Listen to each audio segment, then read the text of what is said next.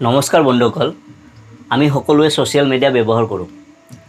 যোৱা কেইদিনমানৰ পৰা আমি দেখি আছোঁ এনেকুৱা ধৰণৰ নেমাত, এই নেমাত আপোনালোকেও অতি সহজে বনাব পাৰে আপোনালোকৰ হাতত থকা এণ্ড্ৰইড ফোনটোৰ সহায়ত।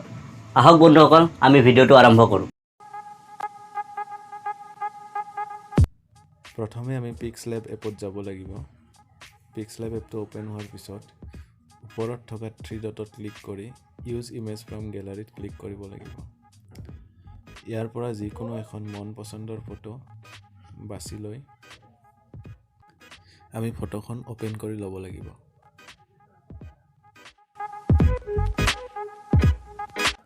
ফটোৰ সাইজটো মিলাই লৈ আমি ৰাইট চিনত ক্লিক কৰি দিব লাগিব। এতিয়া আমি ইয়াত টেক্সট এড কৰিব লাগিব, মানে যাৰ নাম লিখিম সেই নামটো লিখিব লাগিব ইয়াত।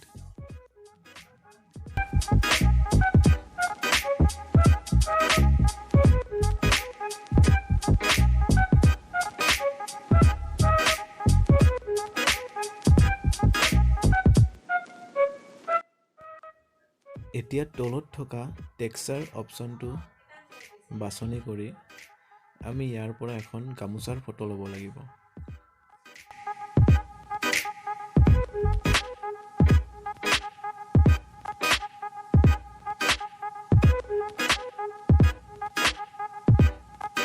এতিয়া নামটো ডাঙৰ কৰিবলৈ আমি সাইজ অপশ্যনটো বাছনি কৰি ইয়াৰ সাইজটো ডাঙৰ কৰি ল'ব লাগিব।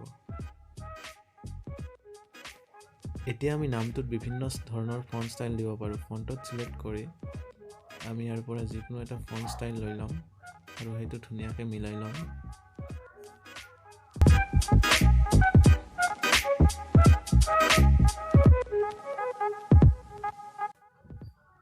এতিয়া আমি ৰিফ্লেকশ্যনত গৈ অন কৰি দিম। এতিয়া হৈ গ'ল আমাৰ ফটোখন ৰেডি। এতিয়া ছেভ অপশ্যনত গৈ ফটোখন ছেভ কৰি দিম।